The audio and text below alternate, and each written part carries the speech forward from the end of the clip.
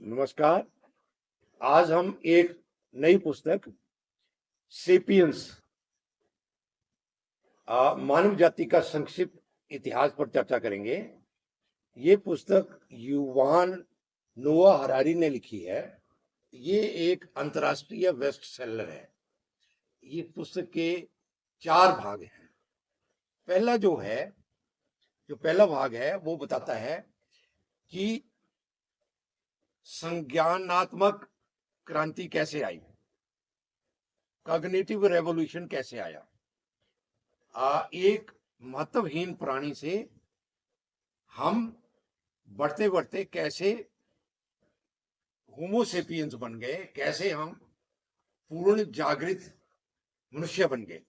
दूसरा जो भाग है वो बताता है कृषि क्रांति के बारे में।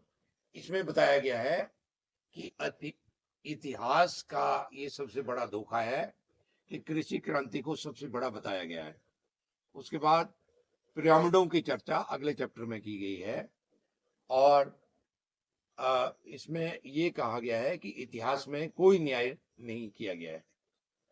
उसके बाद भाग 3 जो है उसमें कहा गया है कि मानव जाति का एकीकरण कैसे हुआ। इसमें जो है 5 चैप्टर हैं। इतिहास का तीर, पैसे की खुशबू, साम्राज्यवादी आकांक्षाएं, मजहब का सिद्धांत और सफलता का रहस्य। ये भाग 3 में बताया गया है। जो भाग 4 है उसमें बताया गया है कि अज्ञान की खोज कैसे हुई और विज्ञान और साम्राज्य का गठबंधन कैसे हो गया, पूंजीवादी पंथ कैसे फले फूले, उद्योग की पहिए कैसे बढ़े और एक स्थायी क्रांति कैसे आई और उसके बाद हमेशा हम सुखपूर्वक रह सकें ऐसा सोचा जाने लगेगा। लेकिन क्या हम लास्ट में ये बताया गया है कि क्या होमोसेपियंस का अंत हो जाएगा और लास्ट में इस पुस्तक का उपसंहार किया गया है।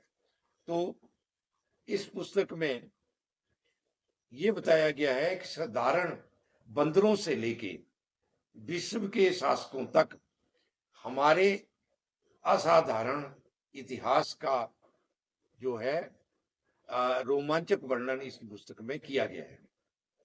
इस पुस्तक में बताया गया है कि किस तरह आग ने हमें शक्ति दी, वार्तालाप ने हमें परस्पर सहयोग करने में मदद की, कृषि ने हमें और अधिक भूखा बनाया और मिथकों ने कानून और व्यवस्था कायम की।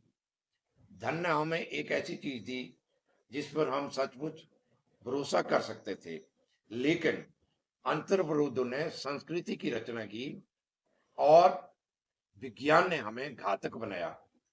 तो ये पुस्तक सभी को पढ़ना चाहिए। इससे हमें अपने इतिहास के बारे में पता चलता है।